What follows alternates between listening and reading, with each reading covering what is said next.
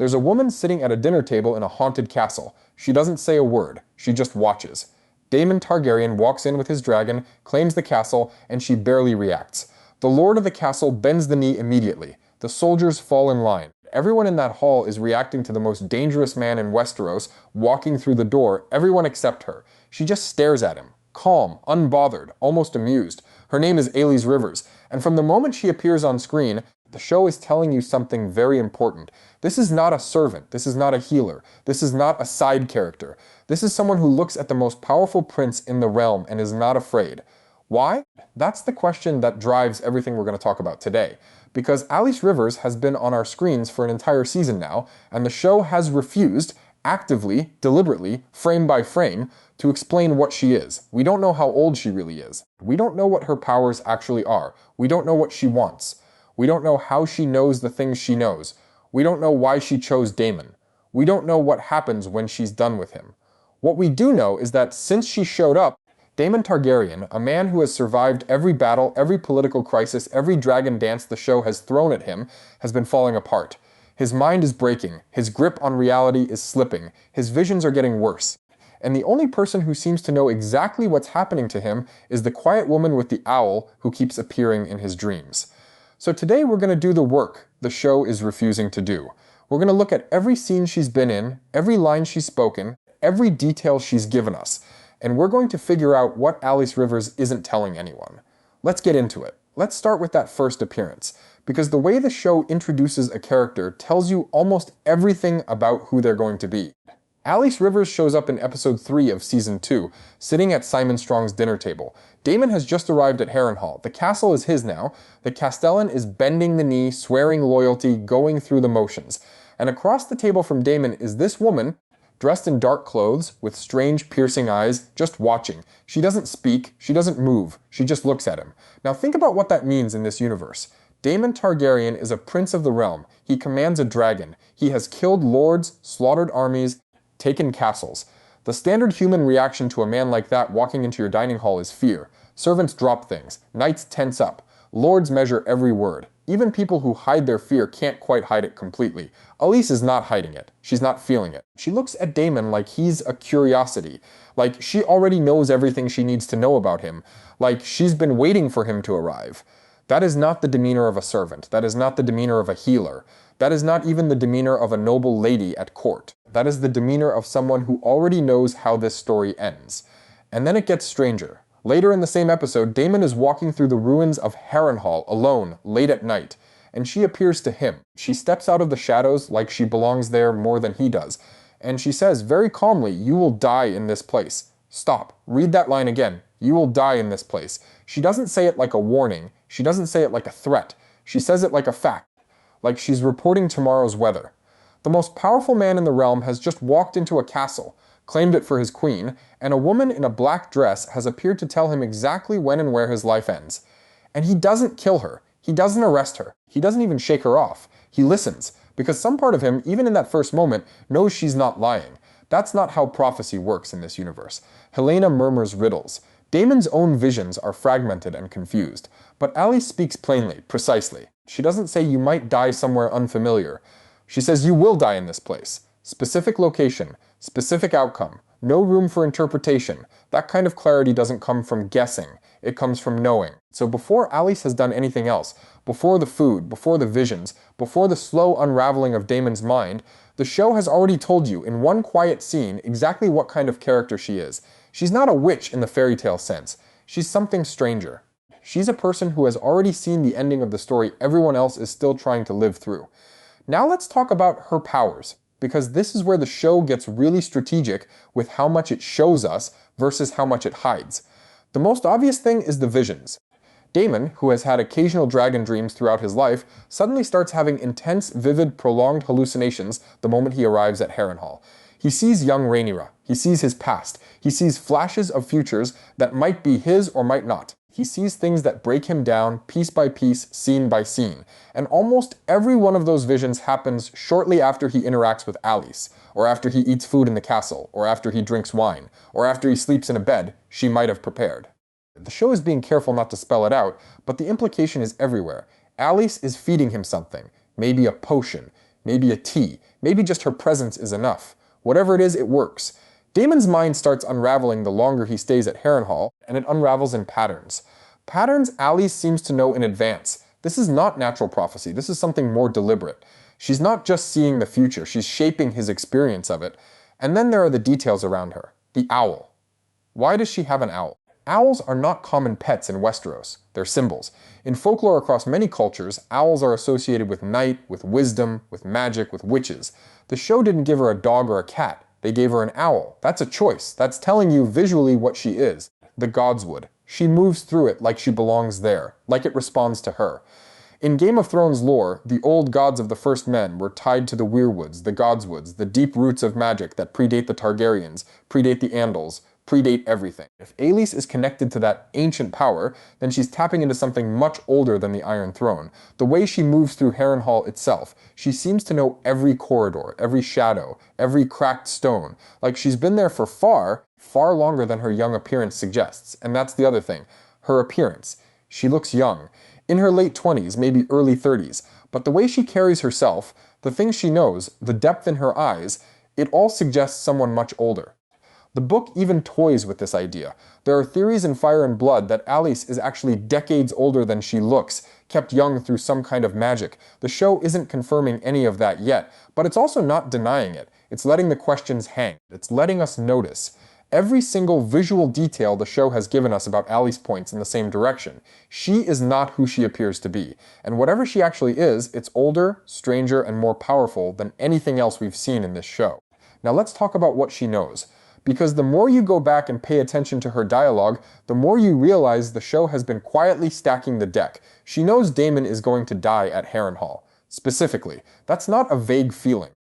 That's a concrete prophecy that she states without hesitation the first time she really speaks to him. She knows about the Targaryens. She knows about the war. She knows about events happening hundreds of miles away. She mentions hearing in the wind the cries of those who suffered from the Blackwoods raids. The Blackwoods are nowhere near Harrenhal. She shouldn't have that information. But she does. She knows things about Daemon personally that she shouldn't know. She speaks to him with a familiarity that suggests she has been watching him or watching for him for a long time. She doesn't ask him questions she should be asking a stranger. She tells him things, like she's catching up with someone she's known forever. And here's the most important detail. She has never been wrong. Every prediction she's made, every warning she's given, every cryptic statement she's offered, the show has slowly proven her right. Daemon does fall apart at Harrenhal. His visions do intensify. His grip on his marriage does slip. His confidence as a leader does crack. Every step of his descent at Harrenhal happens exactly the way Alys implied it would. That track record means one of two things. Either she's the luckiest guesser in Westeros, hitting impossible specific predictions over and over again by pure chance, or she actually does see clearly, and clearly enough that the version of Daemon's life she's describing isn't a possibility, it's the actual future. That makes her one of the most dangerous people in the show, because in a world where everyone else is fighting blindly, making guesses, hoping their plans work, Alys Rivers is the one person who already knows how it ends. She isn't speculating, she isn't theorizing, she isn't playing politics like everyone else, she's reporting. Which brings us to the question that matters more than any other. What does she actually want? Because this is where the show gets really interesting.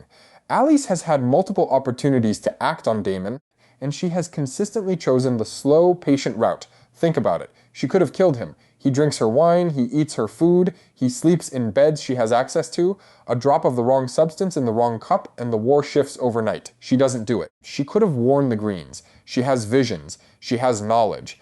The Hightowers would pay a fortune for accurate intelligence about Daemon's movements, his mental state, his weaknesses. She doesn't reach out. She could have just left Harrenhal. She has no obvious chain holding her there.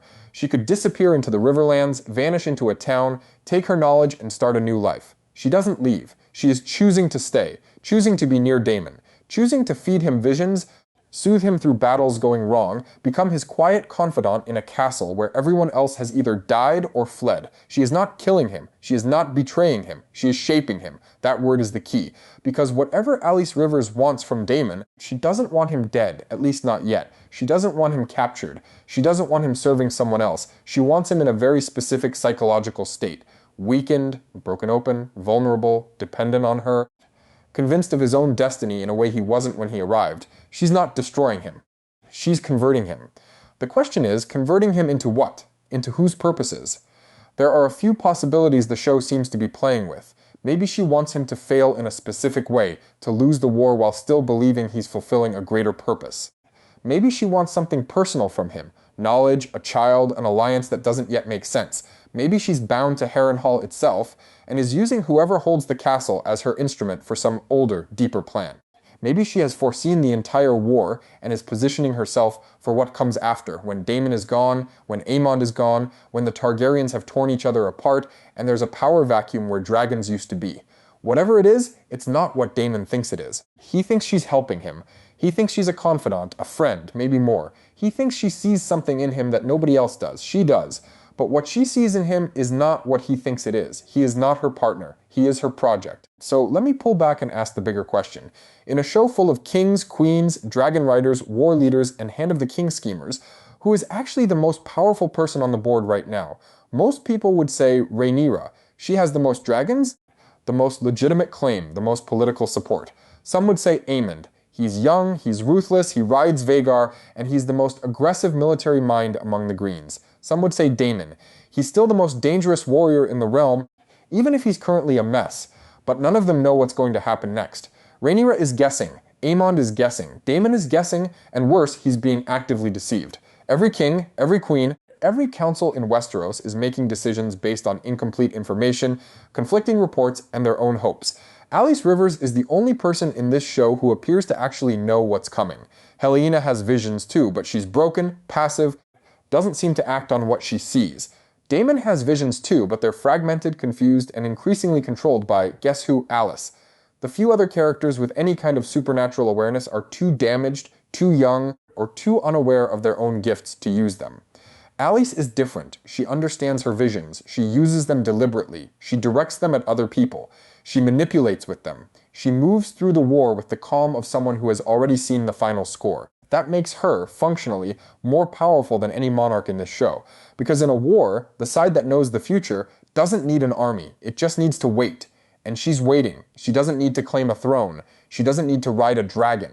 She doesn't need to lead an army. She just needs to keep doing exactly what she's doing, staying close to the man who's about to die at her castle, feeding him visions, breaking him down, and positioning herself for whatever she actually wants when the war is over.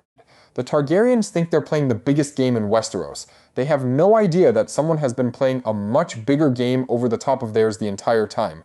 So what is Alys Rivers actually not telling anyone? She isn't telling Daemon who she really is.